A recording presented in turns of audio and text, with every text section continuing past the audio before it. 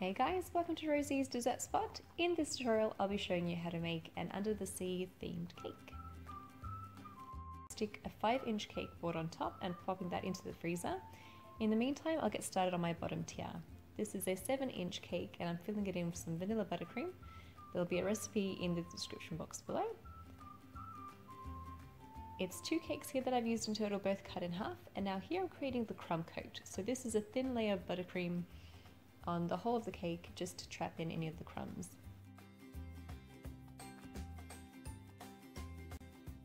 Smoothing it down with the bench scraper and then clearing up the top with my spatula.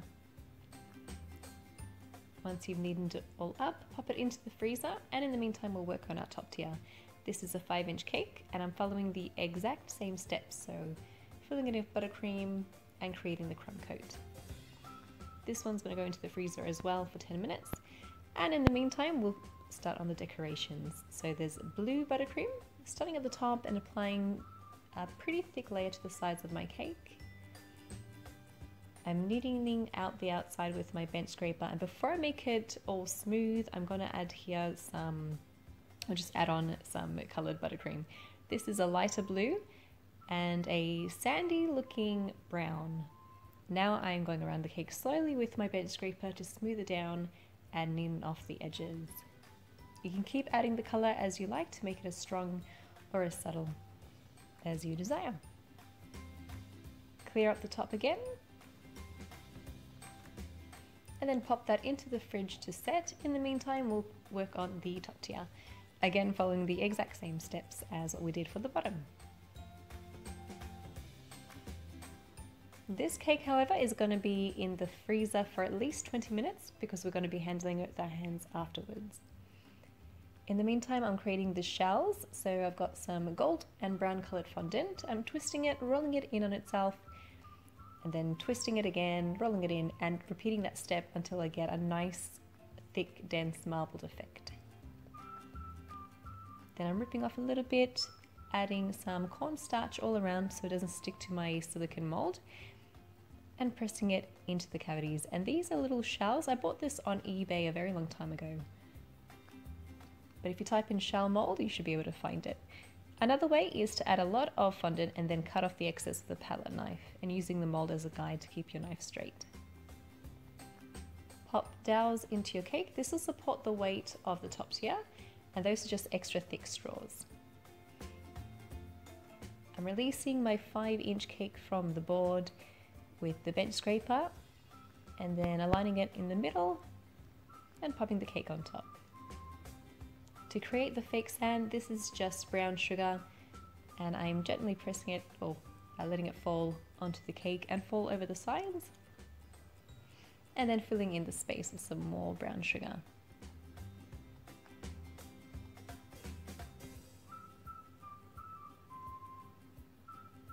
Pop on your shells. You could stick them all directly onto the cake, but I just left some on the sand instead.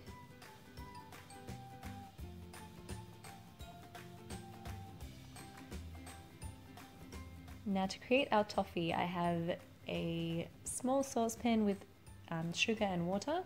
My ratio that I like to use is 1 part to 4 parts, so I'll add 4 parts of sugar and 1 part of water. Let it sit on there and stir occasionally until it creates a nice golden effect.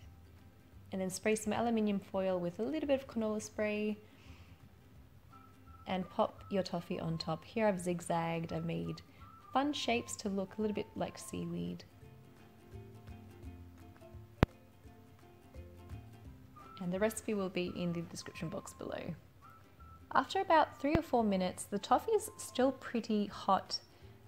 But it is pretty solid as well, so you can maneuver it into whatever shape you like. And here I just gave a few of them a bit of a twist to make it look more realistic, and the rest I just left all straight.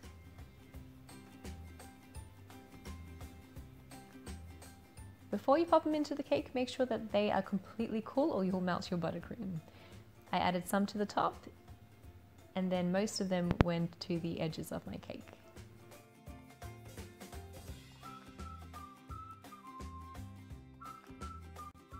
I also made some darker looking toffee. Word of warning, very easy to burn this stuff, so really do keep an eye on it. With a number 2 circle tip, I'm creating little bubbles on the side of the cake with white buttercream. And I'm making the bubbles smaller as I work my way up the cake, so the base of the bubble stream starts big and then becomes small.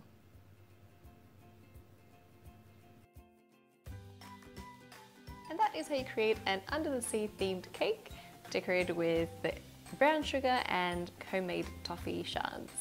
Thanks guys for watching. I hope you enjoyed this video tutorial and it came in handy for you. I might quickly mention, do be very careful when you make toffee shards at home. The sugar can be incredibly hot and you don't want to burn yourself, so just take care when making those. If you like little cake toppers, I do sell these on my website as well, rosiesdessertspot.com. Thanks again for watching and I'll catch you next week.